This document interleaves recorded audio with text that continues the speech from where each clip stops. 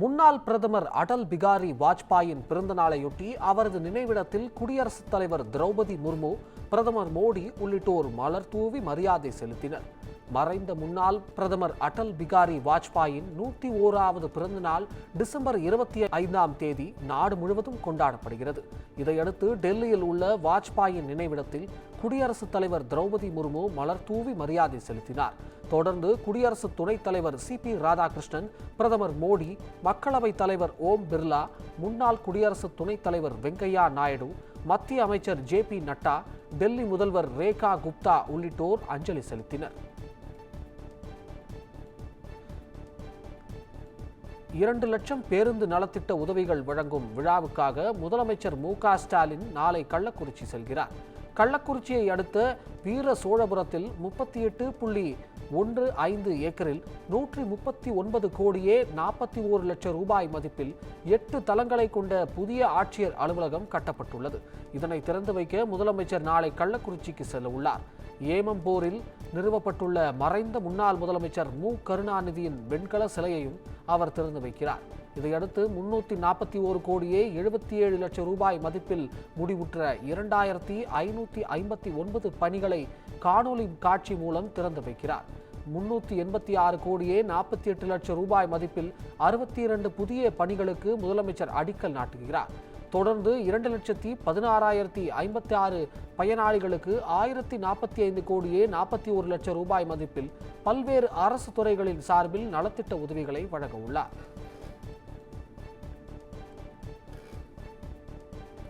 அரசு பேருந்துகளில் பராமரிப்பு முறையாக மேற்கொள்ளப்பட வேண்டும் என தமிழ்நாடு காங்கிரஸ் தலைவர் செல்வ பெருந்தகை வலியுறுத்தியுள்ளார். கடலூரில் 9 பேர் உயிரிழந்த சம்பவத்திற்கு அவர் தனது எக்ஸ் தளத்தில் இரங்கல் தெரிவித்துள்ளார். அதில் ஒரே நொடியில் தங்களின் அன்பு உறவுகளை இழந்து துயரில் ஆழ்ந்துள்ள உயிரிழந்தவர்களின் குடும்பத்தினருக்கு ஆழ்ந்த இரங்கலும் அனுதாபத்தையும் தெரிவிப்பதாக கூறியுள்ளார். இதில் காயமடைந்து மருத்துவமனையில் சிகிச்சை பெற்று வரும் அனைவருக்கும் விரைவில் முழுமையான குணமடைந்து வீடு திரும்புவதாகவும் அவர் வேண்டியுள்ளார்.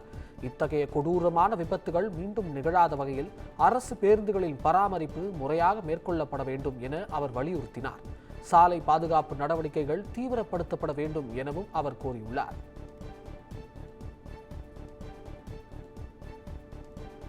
இலங்கை சிறையில் உள்ள அனைத்து தமிழக மீனவர்களையும் விடுவிக்க வேண்டும் என பாமக நிறுவனர் ராமதாஸ் வலியுறுத்தியுள்ளார். அவர் வெளியிட்டுள்ள அறிக்கையில் இலங்கை கடற்படையினரால் தமிழக மீனவர்கள் கொடூரமாக தாக்கப்படுவதாகவும், கைது செய்யப்பட்டு சிறையில் அடைக்கப்படுவதாகவும், படகுகள் சிதைக்கப்பட்டு பறிமுதல் செய்யப்படுவதாகவும் தொடர்கதையாகி வருவதாக கூறியுள்ளார். இதனால் மீன்பிடித்து தொழிலே நம்பி இருக்கும் மீனவர்களின் வாழ்வாதாரம் அடிக்கடி பாதிப்புக்கு உள்ளாவதாகவும் கூறியுள்ளார். பொருளாதாரத்தால் பாதிக்கப்பட்ட இலங்கைக்கு இந்திய அரசு மறுசீரமைப்புக்கான நிதி உதவிகளை வழங்குவதை சுட்டிக்காட்டியுள்ளார். அதே நேரத்தில் நம் நாட்டு மீனவர்கள் பாதிக்கப்படாமல் இருக்கவும் இந்திய வெளியுறவுத்துறை முயற்சிகளை மேற்கொள்ள வேண்டும் எனவும் ராமதாஸ் வலியுறுத்தியுள்ளார்.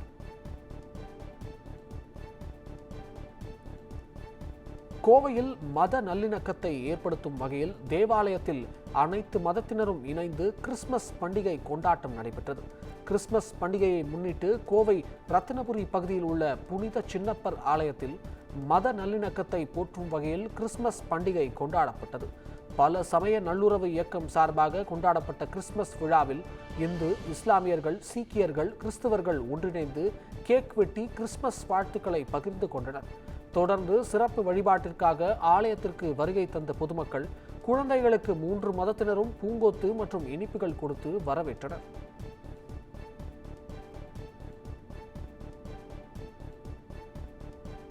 கடந்த ஆண்டு சேதமடைந்த பயிர்களுக்கு ஓராண்டு கழித்து இழப்பீடு வழங்கப்பட்டதாக பாமக தலைவர் அன்புமணி குற்றம் சாட்டியுள்ளார்.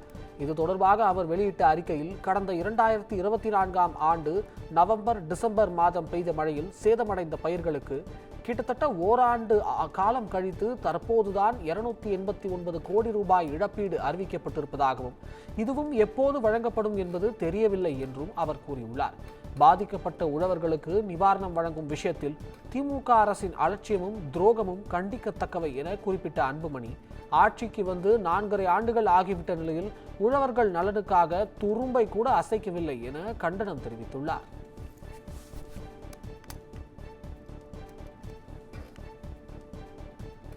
கிருஷ்ணகிரி அருகே நள்ளிரவில் தேவாலயம் சென்றவர்களின் வீடுகளை குறிவைத்து கொள்ளை சம்பவம் அரங்கேறியுள்ளது. சென்னை தேசிய நெடுஞ்சாலையில் உள்ள சுண்டம்பட்டி கிராமத்தில் அடுத்தடுத்து கிறிஸ்துமஸ் ஸ்டார் விளக்குகள் பொருத்தப்பட்டிருந்த 5 வீடுகளின் பூட்டை ராடால் தாக்கி மர்ம நபர்கள் உள்ளே நுழைந்தனர். பூட்டை உடைத்து 30 சவரன் நகை, 1 கிலோ வெள்ளி, ரூபாய் 2 லட்சம் பணம் கொள்ளையடித்து சென்றதாக கூறப்படுகிறது.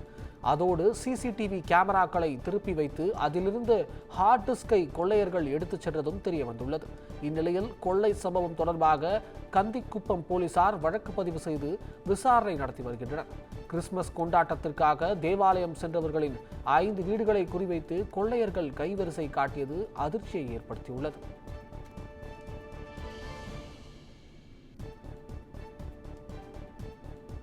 கிறிஸ்துமஸ் தாத்தா உடை அணிந்து கொண்டு மதுரவாயல் பைபாஸ் சாலையில் இருசக்கர வாகனத்தில் இளைஞர் ஒருவர் வீலிங் செய்த வீடியோ இணையத்தில் வைரலாகியுள்ளது. சென்னை மதுரவாயல் தாம்பரம் பைபாஸ் சாலையில் தொடர்ச்சியாக இளைஞர்கள் ஆட்டோ ரேஸில் ஈடுபடுவது, இருசக்கர வாகனங்களில் அதிவேகத்தில் சென்று வீடியோக்களை பதிவிடுவது போன்றவை வழக்கமாகியுள்ளது. இந்த நிலையில்தான் இளைஞர் ஒருவர் சாண்டா வேடமணிந்து இருசக்கர வாகனத்தில் வேகமாக சென்று சாகசம் செய்துள்ளார். மேலும் அவர் அருகில் செல்லக்கூடிய பிற வாகனங்களை அச்சுறுத்துவது போல் சென்று வாழ்த்துக்களும் கூறியுள்ளார். இந்த நிலையில் கிறிஸ்துமஸ் தாத்தா வேடமணிந்த இளைஞர் வீடியோ இணையத்தில் வைரலாகியுள்ளது.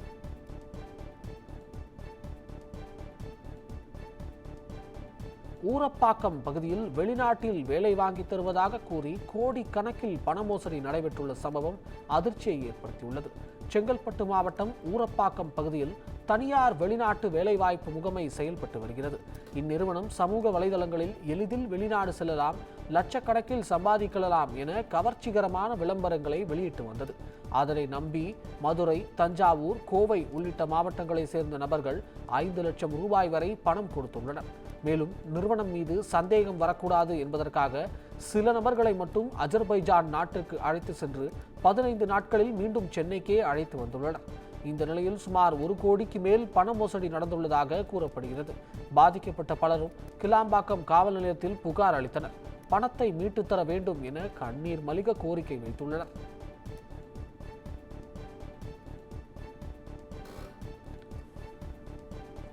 சிதம்பரம் நடராஜர் கோவிலில் மார்கழி ஆருத்ரா தரிசன விழா இன்று கொடியேற்றத்துடன் துவங்கியது.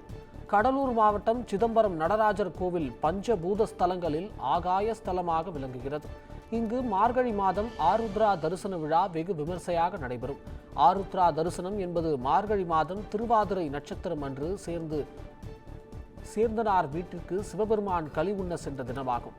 இத்தகைய சிறப்புமிக்க ஆருத்ரா தரிசன திருவிழா இன்று கொடியேற்றத்துடன் வெகு விமர்சையாக துவங்கியுள்ளது. சிதம்பரம் நடராஜர் கோவில் சன்னதிக்கு எதிர்ப்புறத்தில் உள்ள கொடிமரத்தில் பஞ்ச மூர்த்திகள் எழுந்தருள உற்சவ ஆச்சாரியார் சிவநாத் தீட்சிதர் கொடியினை ஏற்றி விழாவை தொடங்கி வைத்தார். தொடர்ந்து கொடிமரத்திற்கு சிறப்பு அலங்காரம் செய்யப்பட்டு தீபாராதனை காட்டப்பட்டது. இந்த கொடியேற்றும் நிகழ்ச்சியில் பல்லாயிரக்கணக்கான பக்தர்கள் பங்கேற்று சுவாமி தரிசனம் செய்தனர்.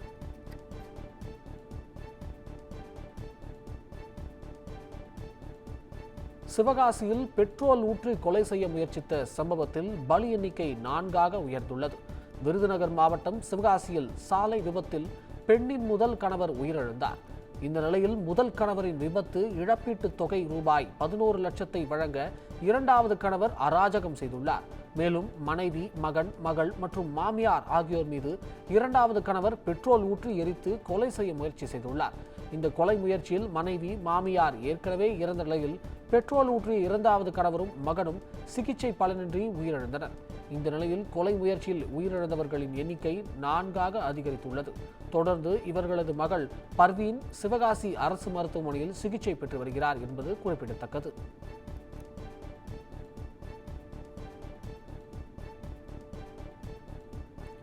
தமிழகத்தில் எஸ்ஐஆர் பணிகளில் படிவங்களை முறையாக பூர்த்தி செய்யாத 10 லட்சம் வாக்காளர்களுக்கு தேர்தல் ஆணையம் நோட்டீஸ் அனுப்ப திட்டமிட்டுள்ளது.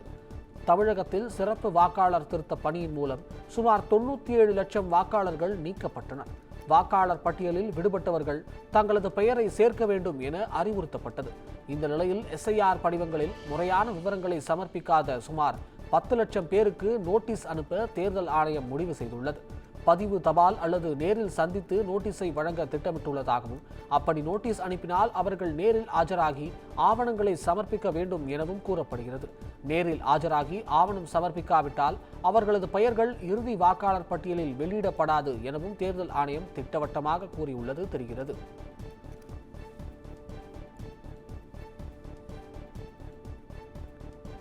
வாக்காளர் பட்டியலில் விடுபட்டோர் மீண்டும் பெயரை சேர்க்கும் வகையில் தமிழகத்தின் 4 நாட்கள் சிறப்பு முகாம் நடைபெறும் என அறிவிக்கப்பட்டுள்ளது.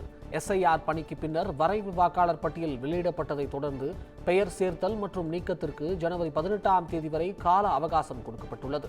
இந்த நிலையில் தகுதியுள்ள வாக்காளர்கள் விண்ணப்பம் அளிக்க வசதியாக 4 நாட்கள் சிறப்பு முகாம் நடைபெறும் என தமிழக தலைமை தேர்தல் அதிகாரி அர்ச்சனா பட்நாயக் தெரிவித்துள்ளார்.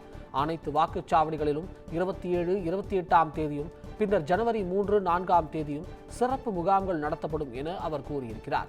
பெயரை சேர்க்க படிவம் 6, பெயர் நீக்கத்திற்கு படிவம் 7, திருத்தம் மேற்கொள்வதற்கு படிவம் 8 ஆகிய விண்ணப்பங்களை சமர்ப்பிக்க வேண்டும் என தெரிவித்துள்ளார்.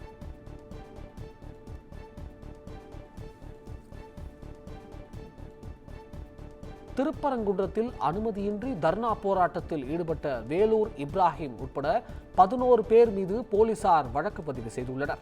திருப்பரங்குன்றம் மலை மீதுள்ள தர்காவில் வழிபடுவதற்காக பாஜக மாநில சிறுபான்மையர் அணியின் தேசிய செயலாளர் வேலூர் இப்ராஹிம் பாஜக நிர்வாகிகளுடன் அங்கு சென்றுள்ளார். அவர்களை தடுத்து நிறுத்திய போலீசார் 6 மணிக்கு மேல் மலை மீது ஏற அனுமதி இல்லை என்று கூறியிருக்கின்றனர். இதனால் வாக்குவாதத்தில் ஈடுபட்ட இப்ராஹிம் இரவு முழுவதும் தங்கியிருப்பதாக கூறி தர்ணா போராட்டத்தில் ஈடுபட்டார். அவர்களை கைது செய்த போலீசார் தனியார் மண்டபத்தில் அடைத்தனர். இந்த விவகாரத்தில் அனுமதியின்றி ஒன்று கூடி பொதுமக்களுக்கு இடையூறு செய்தல் உள்ளிட்ட 3 பிரிவுகளின் கீழ் வேலூர் இப்ராஹிம், பாஜக மதுரை மாவட்ட செயலாளர் உட்பட 11 பேர் மீது வழக்கு பதிவு செய்யப்பட்டது.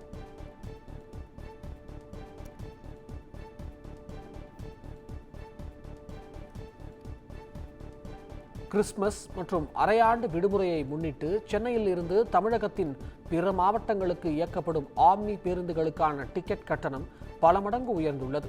ஏற்கனவே அரசு பேருந்துகள் மற்றும் ரயில்களில் முன்பதிவு முடிந்ததால் தனியார் பேருந்துகளை நாடும் சூழல் உள்ளது. இதனை பயன்படுத்தி சென்னையிலிருந்து கோவை, மதுரை உள்ளிட்ட மாவட்டங்களுக்கு இயக்கப்படும் பேருந்துகளுக்கு ஆம்னி பேருந்து உரிமையாளர்கள் பல மடங்கு டிக்கெட் கட்டணத்தை உயர்த்தியுள்ளனர். வழக்கமான கட்டணங்களை விட 2000 ரூபாய் முதல் 5000 ரூபாய் வரை உயர்த்தி பயணிகளிடமிருந்து பணம் வசூலிக்கப்பட்டது. இதனால் ஆம்னி பேருந்துகளை முன்பதிவு செய்தோரும் கடைசி நேரத்தில் பயணித்தோரும் கடும் அவதிக்குள்ளாகினர். டிக்கெட் கட்டணத்தை உயர்த்தக்கூடாது என்று அரசு எச்சரித்த போதும் பல மடங்கு விலைக்கு டிக்கெட் விற்பனை செய்ததாக பயணிகள் குற்றம் சாட்டுகின்றனர்.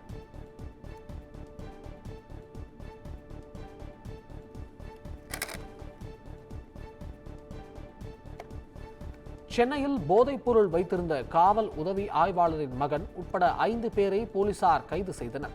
பெரம்பூர் மங்களபுரம் பேருந்து நிலையத்தில் சந்தேகத்தின் பேரில் போலீசார் 2 பேரை பிடித்து சோதனை மேற்கொண்டதில் அவர்களிடம் 8 கிலோ கஞ்சா இருந்தது தெரியவந்தது.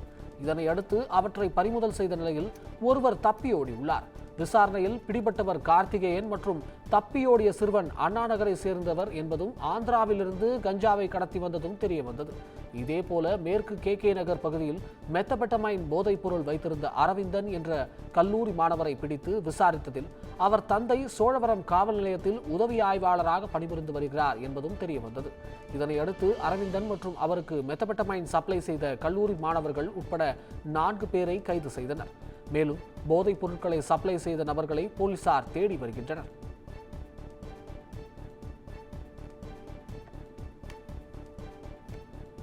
சாதாரண மனிதனின் கடைசி உரிமையான வாக்கையும் காப்பாற்ற போராடி வேண்டியிருப்பதால் இது ஜனநாயக நாடா என சந்தேகம் எழுந்துள்ளதாக சீமான் விமர்சித்துள்ளார். சிவகங்கை வேலுநாச்சியார் நினைவிடத்தில் அவரது 229வது நினைவு தினத்தை முன்னிட்டு நாம் தமிழர் கட்சி சார்பில் ஒருங்கிணைப்பாளர் சீமான் தலைமையில் அக்கட்சியினர் மாலை அணிவித்து மரியாதை செலுத்தினார்கள். பின்னர் செய்தியாளர்களிடம் பேசிய சீமான், கொரோனா நேரத்தில் தேவதைகள் என செவிலியர்கள் பணிக்கு அழைத்துவிட்டு இன்று தேவையில்லை என்று திமுக அரசு கூறுவதாக குற்றம் சாட்டினார். உத்தரப்பிரதேசம் மாநிலம் லக்னோவில் வாஜ்பாய் உட்பட 3 நினைவிடத்தை பிரதமர் மோடி திறந்து வைக்க உள்ளார். லக்னோவில் கோமதி நதிக்கரைக்கு அருகே 230 கோடி மதிப்பீட்டில் 65 ஏக்கர் பரப்பளவில் தேசிய நினைவிடமும் தாமரை வடிவத்தில் ஒரு அதிநவீன அருங்காட்சியகமும் அமைக்கப்பட உள்ளது. இந்த நினைவிட வளாகத்தில் பாஜக சித்தாந்தவாதிகளான ஷியாமா பிரசாத் முகர்ஜி, பண்டிட் தீனதயாள் மற்றும் முன்னாள் பிரதமர் அடல் பிகாரி வாஜ்பாய் ஆகியோரின் 65 அடி உயர வெண்கல சிலைகள் அருகருகே நிறுவப்பட்டுள்ளன. இந்த தேசிய நினைவிடம், அருங்காட்சியகம் மற்றும் சிலைகளை பிரதமர் மோடி இன்று திறந்து வைத்து உரையாற்றுகிறார். முன்னதாக இதுகுறித்து பதிவிட்ட அவர், நாட்டின் சிறந்த ஆளுமைகளின் பாரம்பரியத்தை கௌரவிப்பதில் நமது அரசு உறுதியாக உள்ளதாக குறிப்பிட்டுள்ளார். திருப்பதி ஏழுமலையான் கோயிலில் ஏழுமலையானை தரிசிக்க பக்தர்கள் 16 மணி நேரம் காத்திருந்தனர். திருப்பதியில் பக்தர்கள் வருகை வழக்கம் போல் அதிகமாக உள்ளது. கடந்த புதன்கிழமை வைகுண்ட காத்திருப்பு அறைகளில் உள்ள 31 அறைகளும் பக்தர்கள் கூட்டத்தால் நிரம்பியது. தரிசன டோக்கன் இல்லாதவர்கள் 16 மணி நேரமும், 300 ரூபாய் விரைவு டோக்கன் பெற்றவர்கள் 3 முதல் 4 மணி நேரமும் காத்திருந்து சாமி தரிசனம் செய்தனர். உண்டியல் காணிக்கையை எண்ணியதில் 4,25,00,000 ரூபாய் வசூலானதாக தேவஸ்தானம் நிர்வாகம் தெரிவித்துள்ளது.